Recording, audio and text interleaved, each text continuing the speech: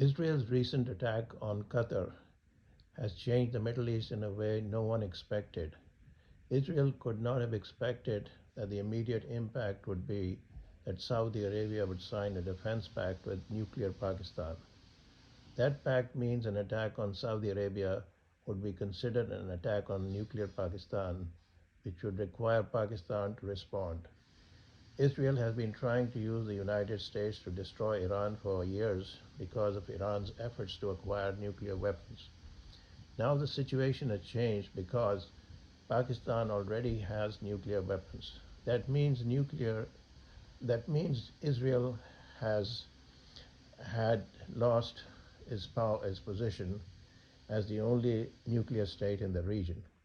The defense pact between Saudi Arabia and Pakistan effectively makes Saudi Arabia a nuclear state also.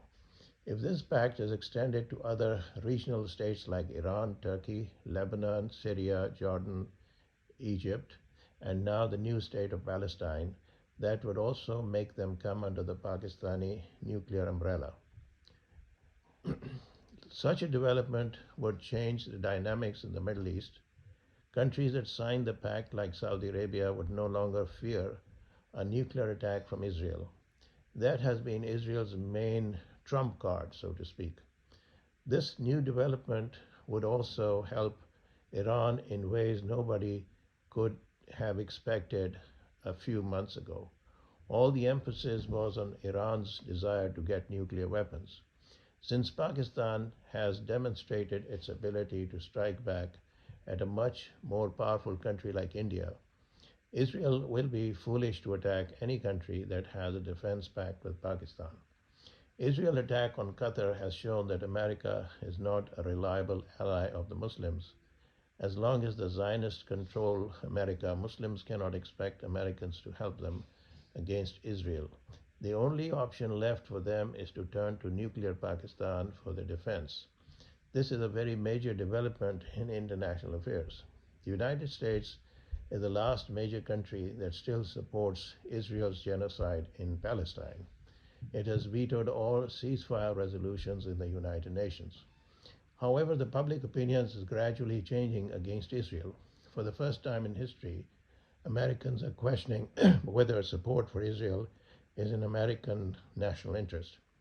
Americans are also finding out how Israel has infiltrated in the American government, media, and indeed every section of the society. They are finding out how Israel supporters blackmail American politicians, starting from the president down to the lowest levels of power.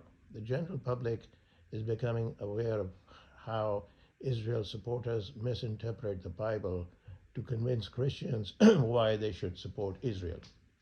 Most Christians are not aware that there is nothing in common between Judaism and Christianity. In fact, no two religions are so far apart from each other than Christianity and Judaism. Yet Israel supporters have been promoting the narrative that America was founded on Judeo-Christian values. Israel knows that spread of Islam in the West and America in particular is not in their interest. They understand that if the West comes to Islam, they will lose Israel. Israel supporters go to great lengths to demonstrate that they go to great lengths to demonize Islam. However, the tide is turning against them. The announcement by the British Prime Minister recognizing the state of Palestine is not a small development. It was Britain that created the State of Israel after taking control of Palestine in 1917 from the Muslim Turks. Britain laid down the foundation of the State of Israel in the form of the Balfour Declaration. The Zionists have been terrorizing the Palestinians since that time. They have destroyed the lives of millions since 1917. Britain's recognition of Palestine as an independent state must come as a big shock for Israel. However, the situation is changing dramatically with the Saudi-Pakistani Defense Pact. This provides the other Muslim countries an opportunity to join and come under the Pakistani nuclear umbrella. That will remove the fear the Israelis wanted to create in them. If Iran and other Muslim countries join the pact, Israel will have no choice but to make peace Israel's policy has been to divide the Muslims and create fear in them that they cannot defeat Israel. However, now an opportunity exists for countries like Iran and Turkey and, of course, Pakistan to come together and have a joint policy with regards to Israel.